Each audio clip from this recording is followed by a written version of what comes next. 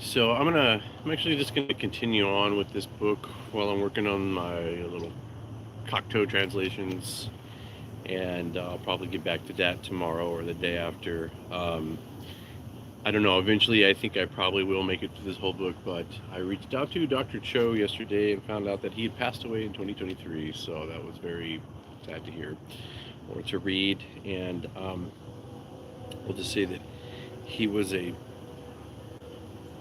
he was a wonderful man. I mean, if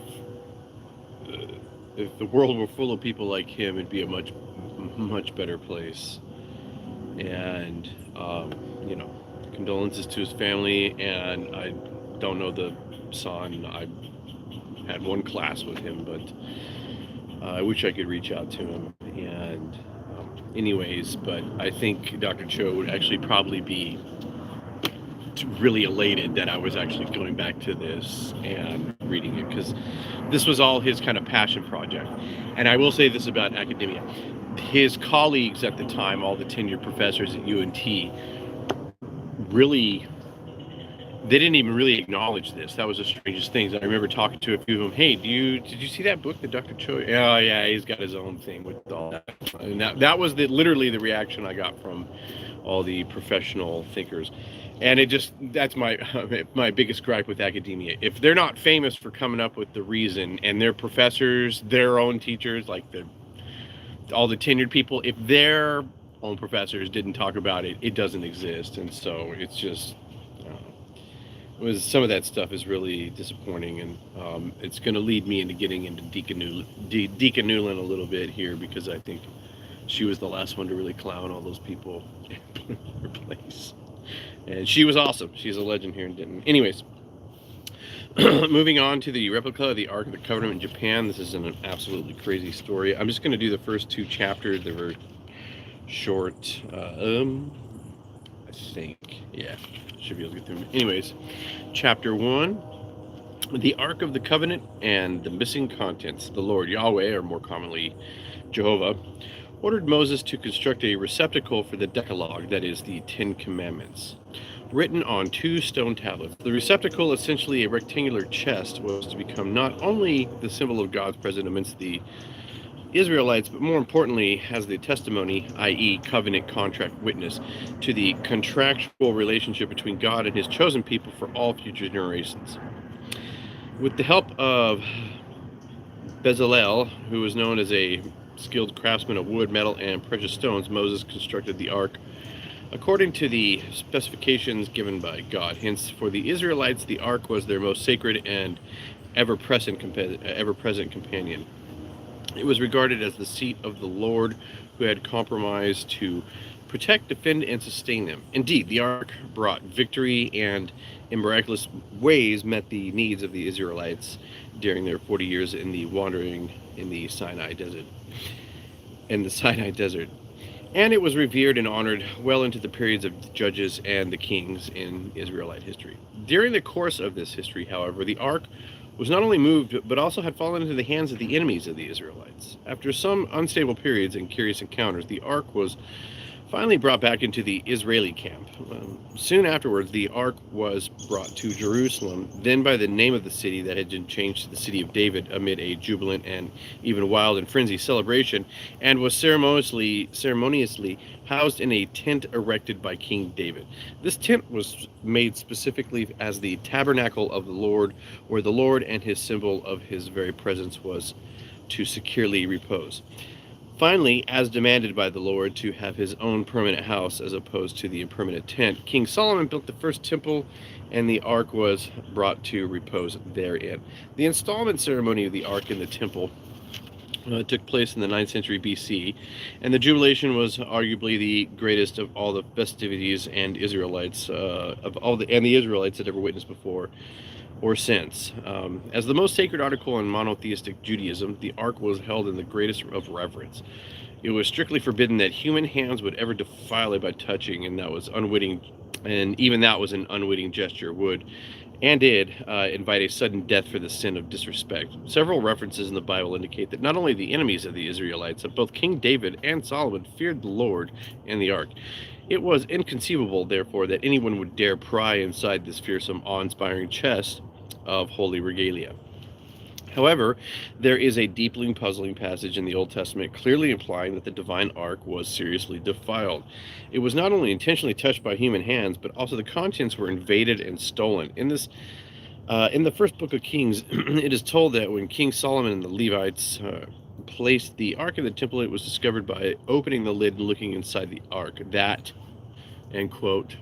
There was nothing in the ark except the two tablets of stone which Moses had put there at Mount Oreb, or Mount Sinai, where the Lord made a covenant with the people of Israel when they came out of the land of Egypt. And that's from 1 Kings 8:9, also 2 Chronicles 5:10. This statement must have been seen as possessing a considerable historical signification and intrigue. That there was nothing else in the chest of promise except those two stone slabs bearing the Decalogue, the 10 words, also called the Law of Moses, believed to have been written by the very finger of God, clearly implies that something else was or were inside the ark, but now were found to be missing. If this were indeed the case, this discovery of the lost begs the next two questions. What were the missing articles? Where were they taken and where might they be? This discovery should pose an enormous investigative prospect for all the modern raiders of the Lost Ark. It is therefore somewhat curious that none of the books this writer has consulted on the subject of the Lost Ark, including those published in the most recent years, among them a few on the New York Times bestseller listing, had ever considered the ramification of this passage, or even mentioned in it the passage. Indeed, there are several Bible passages that clearly identify the other sacred items placed inside the ark during the Israelites sojourning into the desert.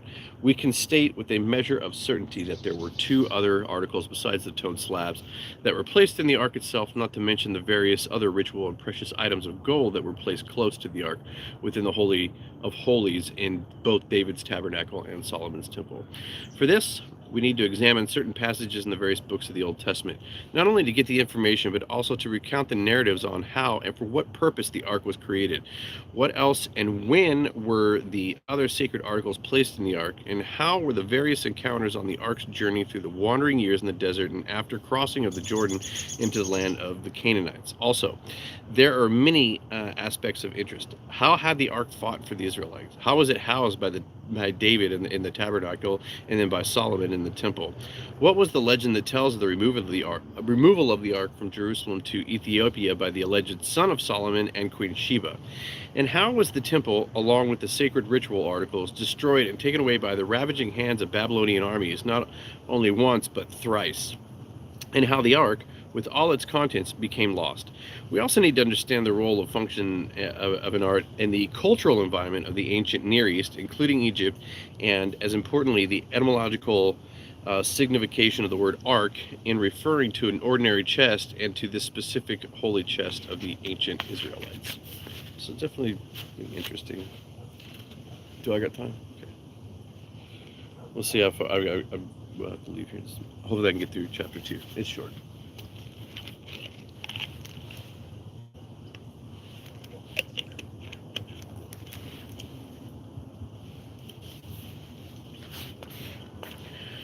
The Exodus and the creation of the Ark, chapter 2.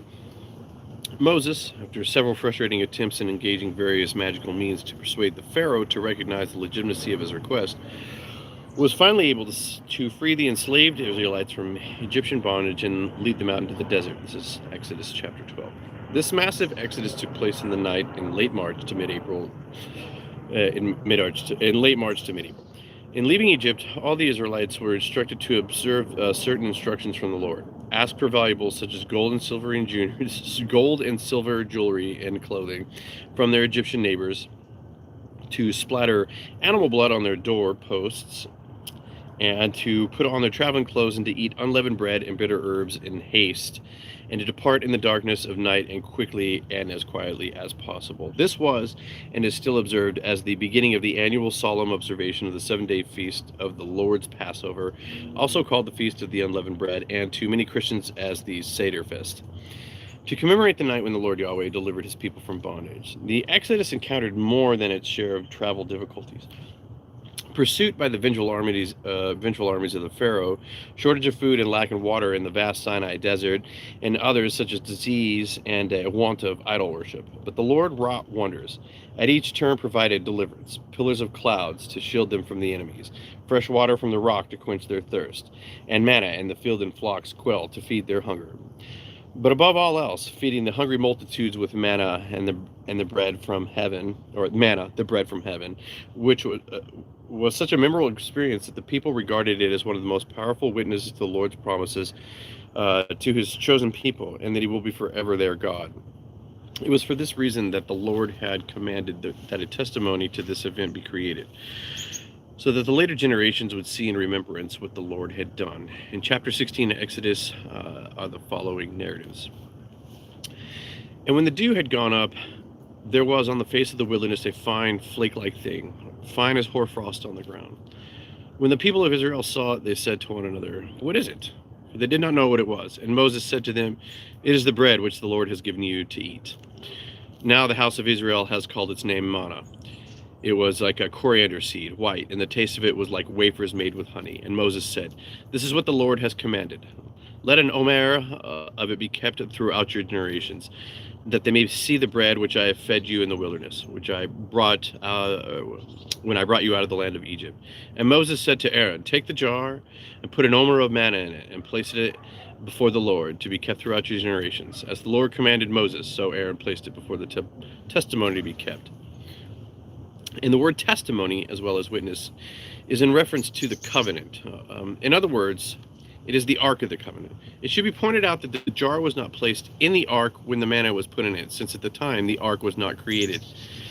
After it was created, this particular Ark, the chest, became the sacred place, and it was at this point that the jar, or an urn, was dutifully placed inside the Ark according to God's instruction. This also was the case with Aaron's rod, which, as we shall note below, was the third article that was placed inside the ark. It should be mentioned that there were various legends on what other ritual relics were put inside.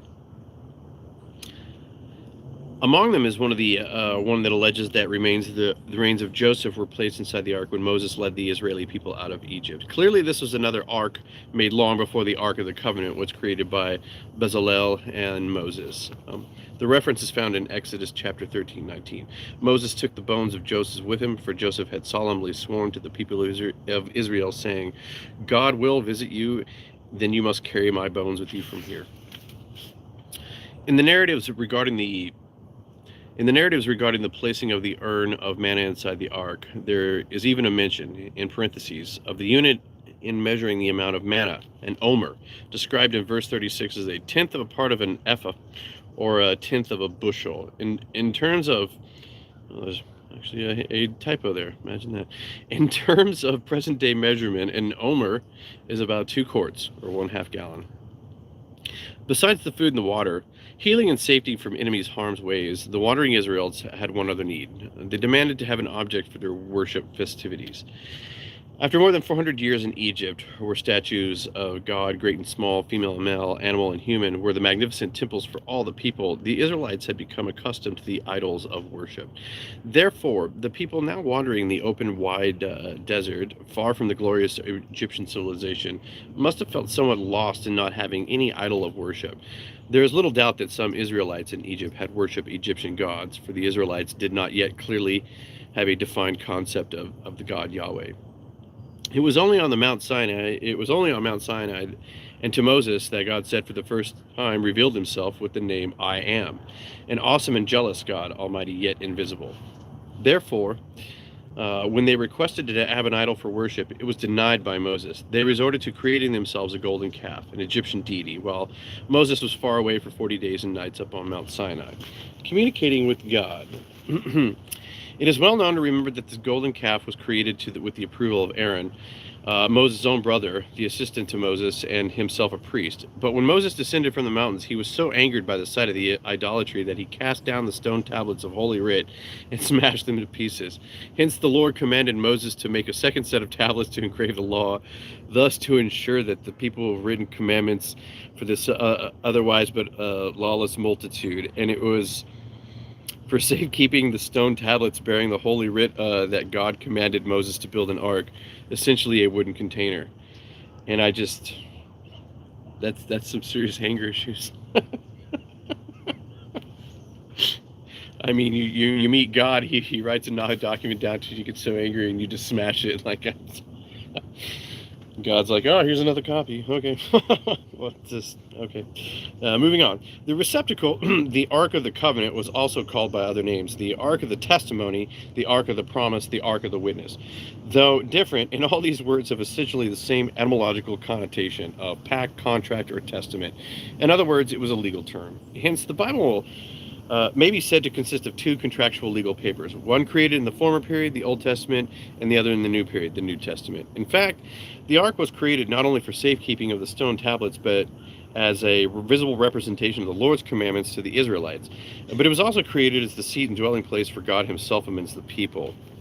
Hence, the Lord also commanded Moses to erect a tabernacle, a tent, to house the ark and his dwelling place. In turn, this tabernacle was also to serve for the people as the sanctified group of worship and the place to meet with the Lord, to remember and be instructed on the pledge and promise between the Lord and his people.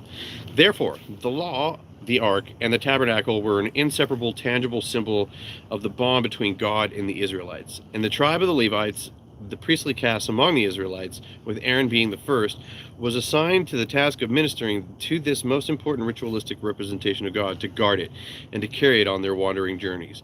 The degree of importance that the Lord and the people of Israel had put on the ark and the tabernacle can easily be gauged from the fact that the Lord gave most of the elaborate and exact instructions in making of possibly one of the most luxurious articles, nearly in all solid gold, in the history of human culture.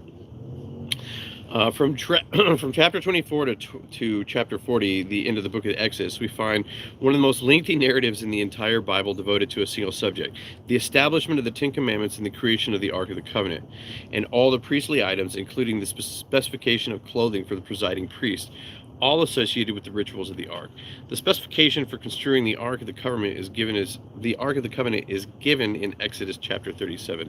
A nearly identical narrative on the construction of the ark is also recorded earlier in Exodus in chapter 25, immediately following the instruction of the construction of the tabernacle. The following passages provide sufficiently detailed information on the ark. Bezalel, I'm not sure how to say that, made the ark. This was construed of acacia wood and was 3 3/4 feet long, 2 1/4 feet wide, and 2 1/4 feet high. It was plated with pure gold inside and out, and had a molding of gold in all the way around the sides. There were 4 golden rings fastened to its 4 feet and 2 rings at each end. Then he made poles from the acacia wood and overlaid them with the gold, and put the poles and the rings at the sides of the ark to carry it. Then from pure gold he made a lid called the Place of Mercy. It was 3 1/3 feet long and 2 1/4 feet wide. He made two statues of guardian angels, the cherubims, of beaten gold, and placed them at the 2 ends of the golden lid. They were so molded that they were actually a part of the golden lid. It was all one piece. The guardian angels faced each other with outstretched wings that overshadowed the place of mercy, looking down upon on it. Then he made a table using acacia wood. It was overlaid with pure gold. And then he made a lampstand, again using pure beaten gold at its base, shaft, lamp holders, and decorations of almond flowers. The lampstand had 6 branches, 3 from each side. The incense altar was made of acacia wood. He overlaid it all with pure gold. The chest piece was 9 inches square, doubled over to form a pouch. There were 4 rows of stones across it. In the first row were a sardius, a topaz, and a carbuncle. In the second row, an emerald, a sapphire, and a diamond. In the third row, a jacinth, an agate, and an amethyst. And in the fourth row, a beryl, an onyx, and a jasper, all set in gold filigree. The stones are engraved like a seal with the names of the 12 tribes of Israel. And the thing that really jumps out at me, just reading that, is all the acacia wood and the special properties of acacia wood. Anyways, moving on. The ark, which realized the presence of the commandments of the Lord was indeed an awe-inspiring vessel, as such as a constant present with the Israelis through their wandering years in the desert. During the 40-year sojourn in the wilderness until the final crossing of the Jordan and the subsequent conquest of the lands of the Canaanites, the Israelites had witnessed the ark's awesome demonstration of its power, manifesting God's wrathful vengeful hand against the enemies of his people. At the same time, the object of God's wrath was at times directed at his own people, the Israelites and their friends. Anyone who showed any manner of disrespect, for example, in touching the ark, whether intentionally or unwittingly, was accorded with the immediate and sudden death. Finally, the ark led the Israelites to victory over the Canaanites, and the Israelites overtook the promised land, the land which the Lord had promised to give them and to be their homeland for all future generations. The miraculous power of the ark was also shown when the Levites carried the ark over the waters of Jordan. Such power was believed more than any other articles that were inside to be from the stone tablets with the writings of God. For repeatedly the Bible makes reference to the 2 tablets of stone on which the Lord had written the 10 commandments, the Decalogue, as the contents in the ark, referring to them as if they were a living thing. It may be of interest to note that actually this set of stone tablets was the 3rd set of stone tablets. As mentioned, Moses had broken the first set into pieces in a rage. Hence, the Lord commanded Moses to write another set and a second set, the second set of tablets. Then in chapter 8 of the book of Joshua, we read the following passage. And there, in the presence of the people of Israel, Joshua wrote upon the stones a copy of the law of Moses, which he had written. Okay. And all Israel, sojourner as well as homeborn, with their elders and officers and their judges, stood on opposite sides of the ark before the Levitical priests who carried the ark of the covenant of the Lord. So, yeah, there's the third one. It is not difficult to see how a great emphasis was placed on the importance of the 10 Commandments and how the stone tablets which bore the writings of the Lord and of Moses and of perhaps Joshua. But it is this manner of emphasis of the law of God and Moses, the lawgiver of Israel, that perhaps eclipsed the importance of other articles that were also regarded by the Israelites as sacred ritual articles, sacred enough to warrant space alongside the Decalogue. These other articles, though not as important as the law, and certainly not as important as the awe-inspiring as the mercy seat that symbolized the very presence of the Lord, were still regarded by the Israeli people of both the Old Testament and the New Testament times as co-members residing within the ark. The other sacred articles that are mentioned in the Old Testament are the following 2. The rod of Aaron, which has also miraculously budded, symbolizing the living and resurrecting power of God. That's from Numbers 17, verses 8 through 10. And the urn of manna, which a container in which a quantity of manna was deposited for safekeeping for the remembrance of and by later generations. That's from Exodus 13, 33 through 36. These same 3 sacred articles are again mentioned in the New Testament in chapter 9 of the book of Hebrews. We find the passage in a matter-of-fact inventory manner, and the 3 sacred articles as well as the others behind the curtain in the Holy of Holies. Now, in that first agreement, i.e. the covenant between God and his people, there were rules for worship, and there was a sacred tent down on the earth inside this place of worship where the 2 rooms, the first one contained the golden candlestick and a table with special loaves of holy bread upon it. This was called the holy place. Then there was a Then there was a curtain, and behind a curtain was a room called the Holy of Holies. In that room, there were a golden incense altar and the golden chest, called the Ark of the Covenant, completely covered on all sides with pure gold. Inside the ark were tablets of stone.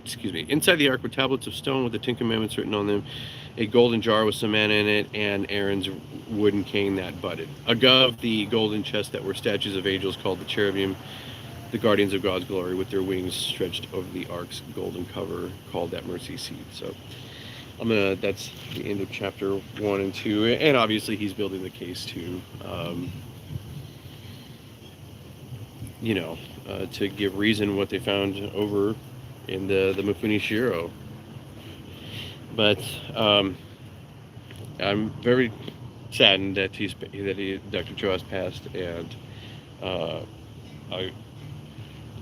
I'll probably read some more out of this. I don't know if I'll do the whole book, but just in honor of him, he was just such a very brilliant, very wonderful man. And if you get a chance to look into this. I think it's worth it. His other scholarly work is pretty music specific, and but anyways, rest in peace, Dr. Cho. You were an amazing person. I fell very short of your example, but hopefully we can keep your memory going. And anyways, everybody have a really wonderful day. Always be excellent to each other and party on.